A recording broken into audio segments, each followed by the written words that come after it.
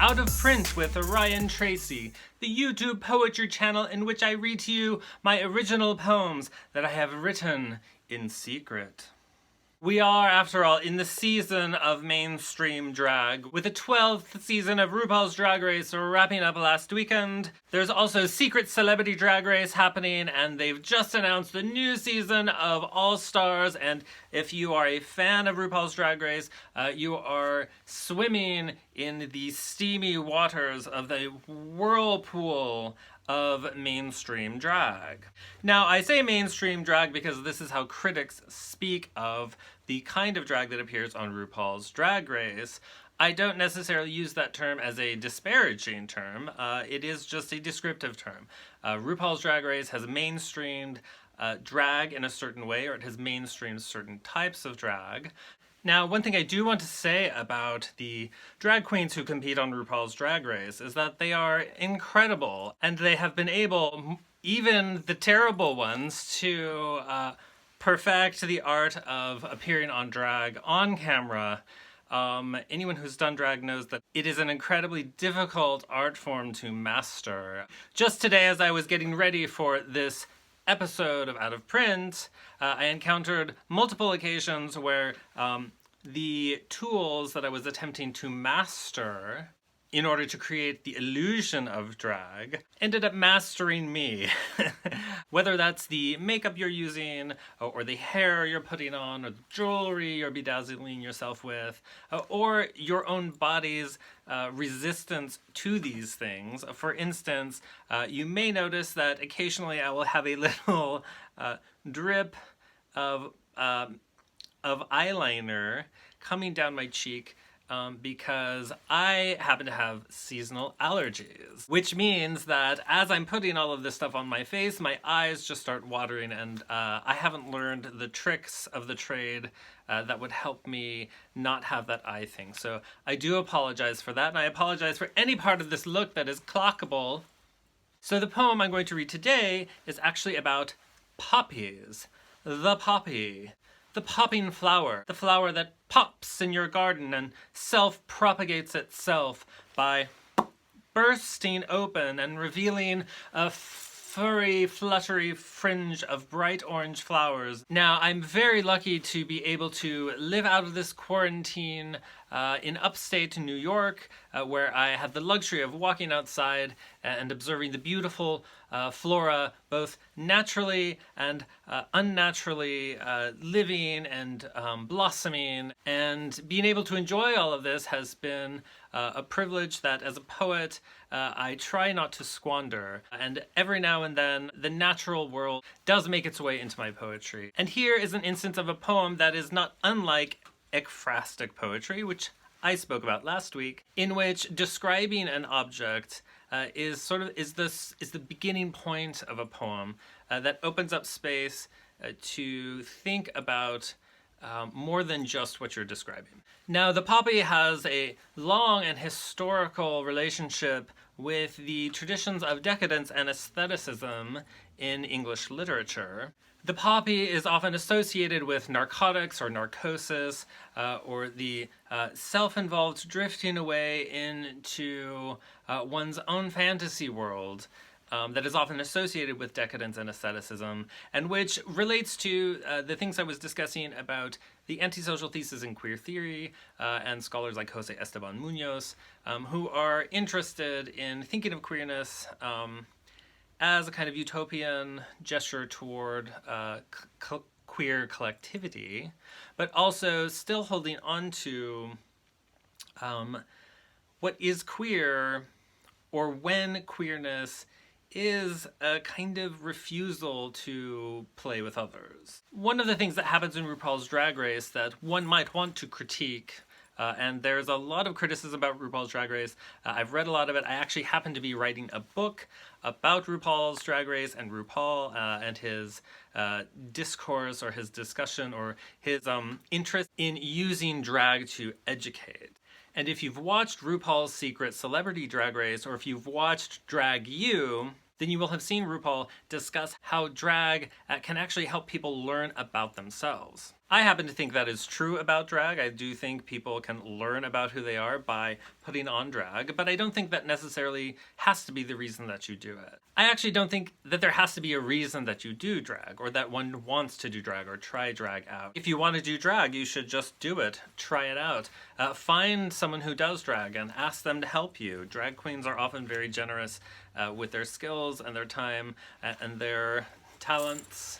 And are willing to bring others into the drag fold.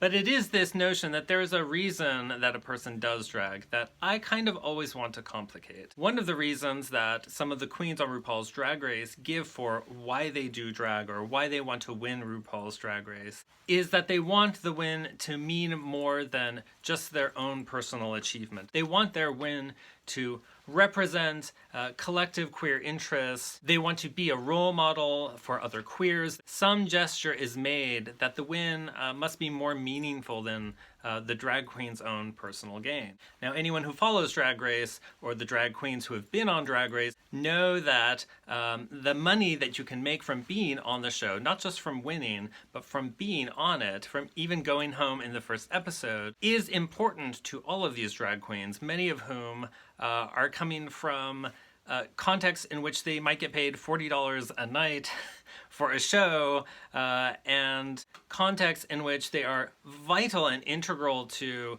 the success of a bar or a club, but in which there are not always resources that allow drag queens to sustain themselves as drag queens without having to do other kinds of work. On top of that, the whole show is designed as a competition in which queens are competing to win $100,000. So personal gain is something that is not separable from RuPaul's Drag Race. And that, I think, is one of the reasons why a lot of the queens make this gesture to say, this isn't just about me and my personal gain, this is about more than me. Now, while I like that message, and I like that queens want to do that, I don't think that has to be the reason why you want to win this competition, or why you want to do drag to begin with. There does seem to be some sort of appeal there for a kind of selflessness that I think actually contradicts what is really fun and interesting about drag,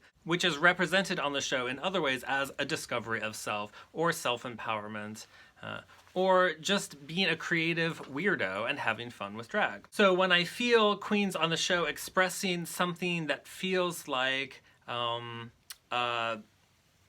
rhetorical gesture in which they must downplay or sacrifice their own self-interest in order to accept this honor, or in order to do drag itself, I kind of start to lose interest with that idea. Because I don't think drag queens or people who want to do drag should have to downplay what is so fun and self-involved about it. Anyone who has watched Drag Race has seen queen after queen in front of the mirror. I mean, the amount of time a drag queen spends in front of a mirror, even in a quick pinch, is still more than most people would spend on any given day. Drag queens have to be interested in themselves. You see them in front of the mirrors on the show, just like gradually putting on the makeup and ooh, yes, all the things, You see a gradual progression of self-interest and self-approval and self-desire and self-love that is consistent with people's experience of drag, both for the seasoned queens and the professional drag queens, as well as the contestants who come on the show who are not drag queens and receive drag makeovers. You see often this results in this wow, and this heightened sense of one's own beauty or the possibilities of the way one can look in the world. And I don't think that has to be sacrificed or set aside in order to legitimate drag as a cultural practice, or to legitimize winning a reality television show competition. So my work, both as a poet and as a scholar, tends to want to preserve and hold on to the self-involved aspects of social being. So to give you a little more backstory on this poem before I read it, one year I was outside looking at a garden bed that had poppies growing in it, and usually the poppies will pop open and reveal these beautiful bright orange flowers that glow in the daylight. They're just really incredible. And they do have these indigo, purple, blue pollinated centers, and these long, skinny green necks and these hairy leaves. It's a very hairy flower, hence the theme today, the bearded queen. And sometimes the poppies come up and they have these heads that look like this, and they look like snake heads. And the poppy, before it explodes, is covered in these very, very fine hairs. So it's a very hairy, kind of alien-looking plant. One day I came upon a poppy that had started to pop open, but the casing had sort of stuck to the flower it was trying to reveal, and it looked to me like a snake that was trying to eat itself. So I thought this was an amazing image of how the poppy is both exploding itself outward and sharing itself out into the world, but also holding on to itself and appreciating and valuing the sense of its own beauty. And as I was writing the poem, I think the image of a drag queen just sort of subconsciously fused to this image of this poppy that is performing and giving itself over to an audience while also being able to take pleasure in that performance of giving. And I think that's really what I wanted to say today about drag and RuPaul's Drag Race and mainstream drag versus terrorist drag and whatever kind of drag you want to do, that you don't have to separate the experience of enjoying doing it and enjoying yourself doing it and of giving over to an audience. So without further ado, I'm going to read you the poem that I wrote about a poppy that turned into a poem about a drag queen. I give you Veggie Autophagy.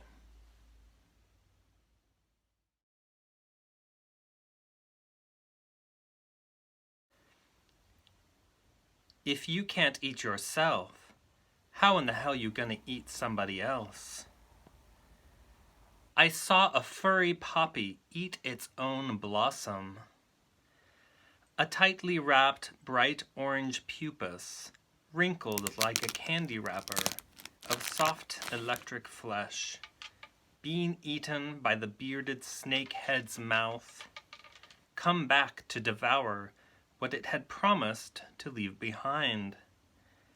Its whiskers bedazzled by dewdroplets, stoned for the gods like a drag queen dragon who savors the saliva of her own lip sync. Hair is not alien to plants that look like aliens. Who among us can countenance the scandal of the unshaved slender neck, the inverted flower garden terror of the invert's opulence, the flaming decadence of the maleficent, self-eating poppy?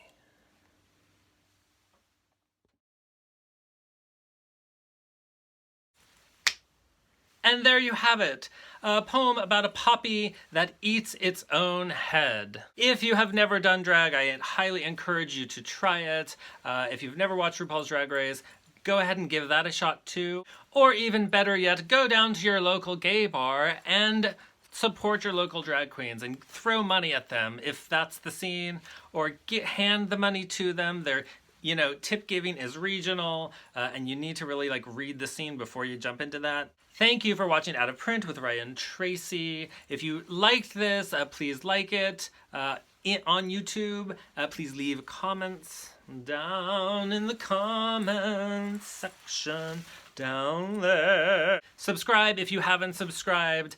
Start a conversation down in the comments below if you really feel like it. Again, like it if you liked it. Don't like it if you didn't like it. Thank you for your patience if you're a returning viewer. I did want to make one video a week during the quarantine, but A, I guess we're coming out of this quarantine little by little, depending on where you are.